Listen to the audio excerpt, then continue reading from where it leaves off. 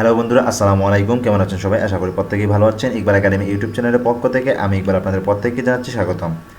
বন্ধুরা, আজকের টিউটোরিয়ালে আমরা দেখব মাইক্রোসফট এক্সেল 2010 ইনসার্ট মেনুতে কীভাবে আপনি একটি টেবিল ক্রিয়েট করবেন।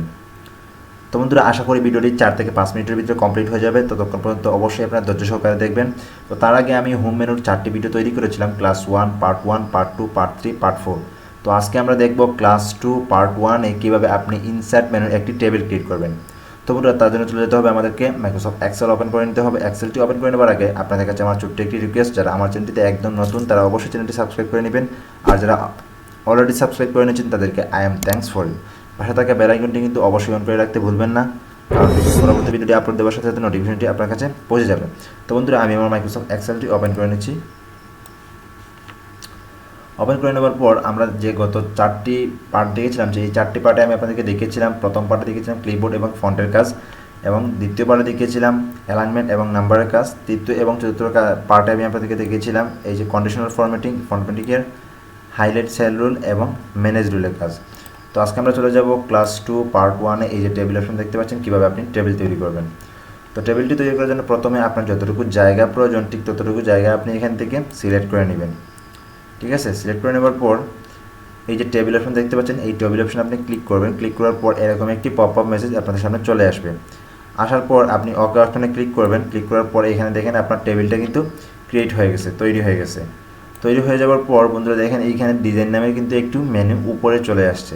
সো আমি যদি এই টেবিলের বাইরে ক্লিক করি, ক্লিক করার পর দেখেন এইখান থেকে আমি ক্লিক করছি। ক্লিক করার পর দেখেন আমার যে উপরে একটি ডিজাইন নামের মেনু আসছিল সেটি কিন্তু চলে গেছে।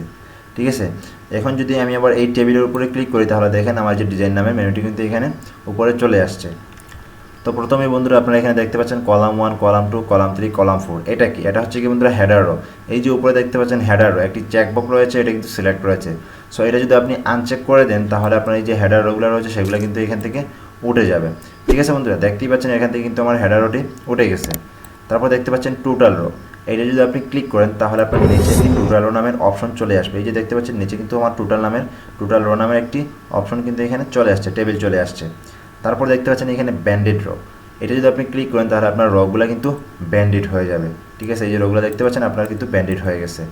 তারপর দেখতে পাচ্ছেন ফার্স্ট কলাম, এই ফার্স্ট কলামে যদি আপনি ক্লিক করেন, চেকবক্সটাকে যদি সিলেক্ট করে দেন তাহলে দেখেন আপনার ফার্স্ট কলামটা কিন্তু ব্ল্যাক কালারের হয়ে গেছে।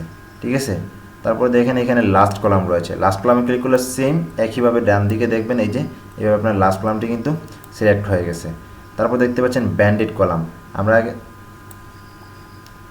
আগে দেখছিলাম ব্যান্ডেড র, এখন দেখবো ব্যান্ডেড কলাম। এই ব্যান্ডেড কলামে ক্লিক করলে আপনার এই যে কলামগুলো দেখতে পাচ্ছেন ব্যান্ডেড কলাম, দেখেন আপনার এই ব্যান্ডেড কলাম কিন্তু ব্যান্ডেড হয়ে গেছে।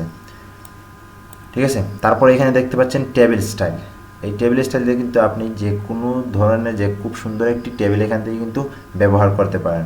তার জন্য আপনাদের এই যে ড্রপডাউন অপশন দেখতে পাচ্ছেন, এই ড্রপডাউন অপশনে ক্লিক করবেন। ক্লিক করার পরে এখানে দেখেন অনেক ধরনের ডিজাইনের কিন্তু টেবিল চলে আসছে, স্টাইলিশ টেবিল।